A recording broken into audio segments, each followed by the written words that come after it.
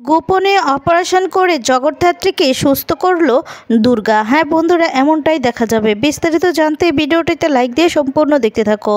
নতুন পর্বে দেখা যাবে দুর্গা বলতে থাকে যে ওনাকে কিন্তু সুস্থ করে তুলতেই হবে, আর যদি সেটা না হয় না তাহলে আপনার জীবনে কিন্তু বিপদ আছে ম্যাডাম। এখন শ্রীমতী ভয় পেয়ে বলতে থাকে গোপন শত্রুর হাতে কিন্তু নিধন। আর তখন বলে কি? এরপর বলে গুপ্ত গুপ্ত মানে গোপন শত্রু, বুঝেন না আপনি? এরপর দিব্যা সেনের নামটা বলে দেয়। এরপর দুর্গা বলে যান কেটে পড়ুন, বাড়িতে গিয়ে আপনার ছেলের বিয়ের ব্যবস্থা করুন।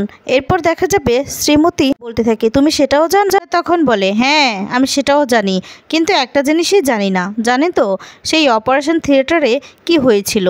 কিন্তু চিন্তা নেই, চাপ নেই, সেটাও জেনে যাব। আপনি বলবেন আমাকে, সেটা মুখ আপনাকে খুলতেই হবে। আমি কিন্তু কথা বার করতে খুব ভালো জানি, জানেন তো? আপনার পেটের ভিতরে নারী বুড়ি যা আছে সবকিছু আমি হাত ঢুকিয়ে কিন্তু টেনে বের করতে পারবো। আর কথা তো স্যার ডাক্তার সেন। আর তখন বলে তোমার আস্পর্ধা দেখে না আমি অবাক হয়ে যাচ্ছি। আমার মতো একজন নামকরা ডক্টর যার ইমেজ আছে, এডুকেশন আছে, তাকে তুমি এই সমস্ত হুমকি দিচ্ছ? তখন বলে আছে, কি বলুন তো, চাঁদেও না কলঙ্ক আছে। শ্রীমতী বলতে থাকে আচ্ছা বাই, এ কথা বলে সেখান থেকে চলে যায়। আর তারপরে দেখা যাবে জগদ্ধাত্রীকে আনা হয়, আর জগদ্ধাত্রীকে দেখে খুব কষ্ট পায় দুর্গা। দুর্গা খুব ইমোশনাল হয়ে নিজের মাস্কটা খুলে নেয়। তখনই ওয়ার্ড বয়টা দুর্গাকে আর জগদ্ধাত্রীকে একসঙ্গে দেখে অবাক হয়ে যায়। অবাক হয়ে দুর্গার দিকে আর জগদ্ধাত্রীর দিকে তাকিয়ে থাকে। ঠিক তখন দেখা যাবে দুর্গা বলতে থাকে কি হয়েছে, এই কি হয়েছে, এভাবে তাকিয়ে আছো কেন? আর তখন বলে আমি আসলে কনফিউজ হয়ে যাচ্ছি, দুজনই একরকম, সেম একরকম দেখতে, যাকে বলে সীতার গীতা। আর তারপর দেখা যাবে দুর্গা বলতে থাকে এই ভাগ তো এখান থেকে, ভাগ। আর তখন সেই লোকটি সেখান থেকে চলে যায়। তারপর কৌশিকী আসে, আর কৌশিকী তখন বলতে থাকে কি বললো ডক্টর সেন? আর তখন বলে ডক্টর সেন না কিচ্ছু বলবে না, যা বলার আমি বলবো, আর আমি তোকে বলছি তুই শোন। আর তখন কৌশিকী বলে তুই আমার কথা শোন। দুর্গা আমি চাইলে কিন্তু বিয়েটা এখনো ভেঙে দিতে পারি, আমি দরকার পড়লে আমার মেয়ের জন্য অন্য পাত্র আমি জোগাড় করে নিয়ে আসবো। আর তখন বলে না না, আর তুই কোনো বুঝতে পারছিস না, কোনো প্রশ্নই ওঠে না কেন বলতো? ওই সংকল্প কিন্তু তোর মেয়ে মানে আমার দিদিকে খুব ভালোবাসে, এমনভাবে আমার কাকন দিদিভাইকে আর কেউ ভালোবাসে না। আমিও তো ওই বাড়ির মেয়ে, বল কৌশিকী, তো দায়িত্ব নিয়েছি, দায়িত্ব নিয়ে বলেছি যে এই বিয়েটা হবেই। তুই চিন্তা করিস না তো, অনেক হয়েছে, তুই চল মাকে নিয়ে এবার বেরিয়ে পড়, আমি না কেটে পড়ি, না হলে ওই কালী বড়োটা চিল্লাবে, আমার মাথাটা খারাপ করে দিবে। যাই না, আমি বের হই, টাটা মা। এ কথা বলে সেখান থেকে বেরিয়ে যেতে লাগে। ঠিক তখন কৌশিকী বলে শোন এক মিনিট, তোর জন্য একটা জিনিস নিয়ে এসেছি আমি, জানিস তো? তুই না চোখটা বন্ধ কর। আর তখনই দুর্গা চোখটা বন্ধ করে। আর তখন দেখা যাবে দুর্গা খুব খুশি হয় যে কি দিবি বলতো? এরপর বলে তুই দিলেই বুঝতে পারবি। তারপরে দেখা যাবে কি বলতে থাকে এই জিনিসটা কিন্তু তুই খুব যত্ন করে রাখবি, কেমন? এ কথা বলে তখন চোখটা বন্ধ করে। এরপর দেখা যাবে জগদ্ধাত্রী সেই হারটা পরিয়ে দেয় দুর্গাকে।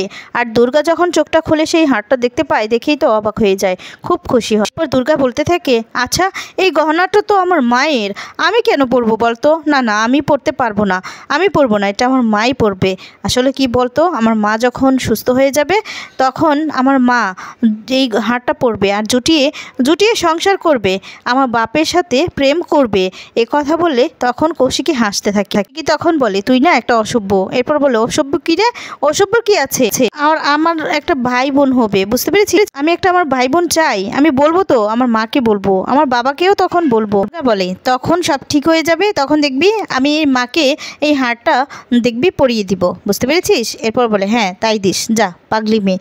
এরপর কৌশিকী বলতে থাকে সাবধানে যাস, এই হারটা কিন্তু খুলে নিয়ে যাস। এরপর দেখা যাবে কৌশিকীকে চুমু দিয়ে সেখান থেকে চলে যায়। এরপর কৌশিকী জগদ্ধাত্রীকে বলতে থাকে জগদ্ধাত্রী তোমার মেয়েটা কিন্তু পুরো পাগলি। এরপর কৌশিকীর ফোন আসে, ফোনটা করেছে স্বয়ম্ভু তখন বলতে থাকে আচ্ছা বর্দি তুমি কোথায়? ওর চেক আপ হয়ে গেছে? তখন বলে হ্যাঁ হয়ে গেছে।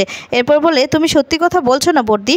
আর তখন কৌশিকী কথা শুনে অবাক হয়ে যায় আর বলে স্বয়ম্ভু তখন বলে হ্যাঁ তুমি সত্যি কথা বলছো না বর্দি? তুমি ডক্টরের কাছে যাওনি, আমি ডক্টরকে ফোন করেছিলাম, সেখান থেকে বলল যে জগদ্ধাত্রী মুখার্জির কোনো চেক আপ হয়নি আর সেখানে নিয়ে যাওয়া হয়নি। তখন কৌশিকী কি বলবে কিছুই বুঝে উঠতে পারছে না। এরপর কৌশিকীকে বারবার করে জিজ্ঞেস করতে থাকে আর খারাপ ব্যবহার করতে থাকে। তখন কৌশিকী বলে তুমি এভাবে আমার সাথে কথা বলছো? তখন বলে সরি, আমাকে ক্ষমা করে দাও, কিন্তু আমি বলতে বাধ্য হচ্ছি, তুমি তো সেখানে যাওনি, তাহলে জগদ্ধাত্রীকে নিয়ে কোথায় গিয়েছো বলো? এরপর বলে আমি জগদ্ধাত্রীকে অন্য একটা হসপিটালে নিয়ে গিয়েছি, অন্যখানে চেক আপ করেছি। তখন বলে মানে? এরপর বলে যে হ্যাঁ আসলে স্বয়ম্ভ জগদ্ধাত্রীর একটা ওটি হবে। আর বলে কি বলছো কি বর্দি? আর তখন বলে হ্যাঁ ওটি হবে। বলো আমরা তো একটা শেষ চিকিৎসা করে দেখতে পারি, শেষ একটা তো চেষ্টা আমাদের করতেই হবে, আর এই চেষ্টাটাই হয়তো বা সফল হতে পারি আমরা, জগদ্ধাত্রী হয়তো বা উঠে দাঁড়াতে পারে। তখন বিদেশ থেকে যেই ডক্টরটি আনবে সেন, আর তখন তার কথাই বলতে থাকে।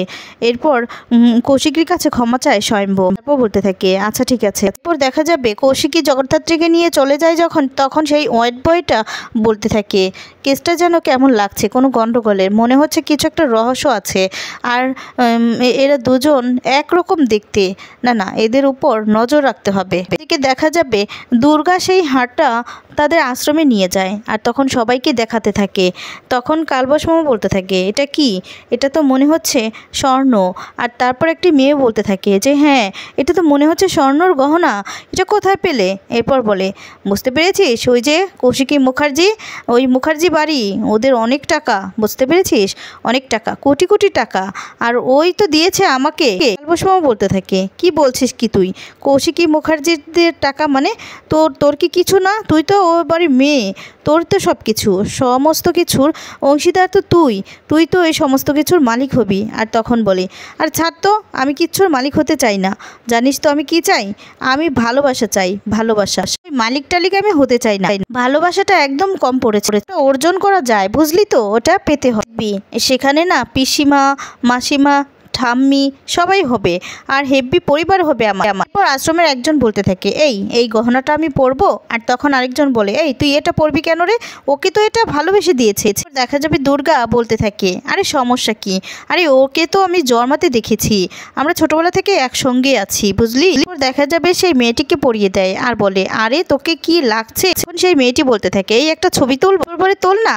সবার মিলে ছবি তুলতে থাকে। তারপর দেখা যাবে সেই মেয়েটি বলতে থাকে আমি না একা ছবি তুলতে চাই, একটা মানে এক্সট্রাভাবে ছবি তুলবো।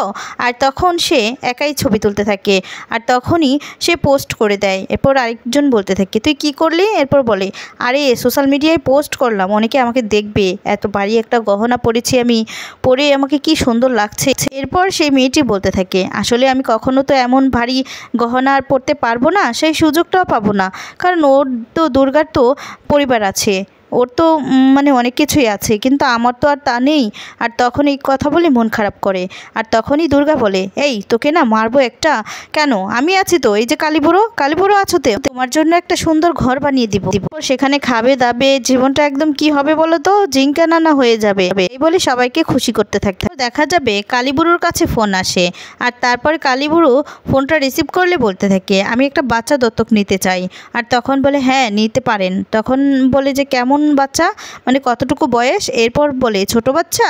তখন বলে না না ছোট নয়, আমি বড় বাচ্চা নিতে চাই, ধরুন 20-21 বছর। তখন কালবাস মামা বলতে থাকে 20-21 বছরের বাচ্চা দত্তক নেবে? তখন বলে হ্যাঁ নেব। এরপর বলে সে তো অনেক আইনি ঝামেলা আছে। এরপর বলে আরে ওই সমস্ত আমাকে দেখাবেন না, আমি না মোটা টাকা দিব, বুঝতে পেরেছেন, আর যত আইন আছে যা আছে থাকবে, সমস্যা নেই। এরপর কালবাস মামা বলতে থাকে কিন্তু আপনি কে বলুন তো? এরপর বলে আমি দিব্যা সেন। দিব্যা সেন নামটা শুনেই তো কালবাস মামা অবাক হয়ে যায়। আর তখন দুর্গাকে বলে, দুর্গা তখন কালবাস মামার কাছে আসে, দুর্গা যা যা শিখিয়ে দেয় কালবাস মামা তাই বলতে থাকে। দিব্যা বলতে থাকে আসলে আমাদের একটা দুর্গা লাগবে। বলে দুর্গা লাগবে? এরপর দুর্গা মানে যা যা শিখিয়ে দেয় সবই তো বলে। তারপর দেখা যাবে বলতে ভালো করে না পারলে তখন দুর্গা বলছে আচ্ছা দাও তো আমার কাছে দাও। দুর্গা ফোনটা নিয়ে নেয়। আর তখনই বৌদি মুখার্জি বলতে থাকে যে হ্যাঁ আমাদের একটা দুর্গা লাগবে, বুঝতে পেরেছেন তো, মানে একটা মেয়ে লাগবে, আর দুর্গা মুখার্জি তাকে বানাবো, আমরা দুর্গা মুখার্জি সাজাবো, দুর্গা সাজিয়ে যাকে আমরা প্রেস করব আমাদের কোম্পানিতে, আমাদের বাড়িতে। দেখা যাবে বৌদি মুখার্জির সাথে কথা বলতে থাকে দুর্গা, আর দুর্গার কথা শুনে অবাক হয়ে যায়। তখন উৎসব বলে আচ্ছা ফোনটা দাও তো মাম্মি কি বলছে। আর তখন উৎসব ফোনটা নেয়। এরপর বলতে থাকে আরে আমি যাব দুর্গা সেজে, চিন্তা করিস না। আর তখন বলতে থাকে না না তোমাকে নেওয়া যাবে না, তোমার যেই কথার শ্রী ভাষা। আর তখন বলে এই ওইসব ভাষা টাষা আমাকে শিখাতে আসবে না, আমি যে ভাষা জানি না। আর তখন আরও অনেক কথাই বলতে থাকে। পর উৎসব বলে কালবোস মামাকে দিতে, তখন দুর্গা সমস্ত রকম ম্যানেজ করে নেয় যে ওই সেজে যাবে দুর্গা সেজে যে বাড়িতে যাওয়ার জন্য রেডি হয়ে যায় দুর্গা। এদিকে দেখা যাবে জগদ্ধাত্রীকে অপারেশন করে সুস্থ করতে যাচ্ছে দুর্গা। বিদেশ থেকে সেই ডক্টরটি আসছে সেটা ফোন করে জানিয়ে দেয়। দুর্গা এ কথা শুনি খুশি হয়ে যায়। দুর্গা এবার ডক্টর সেনকে দিয়ে অপারেশন করতে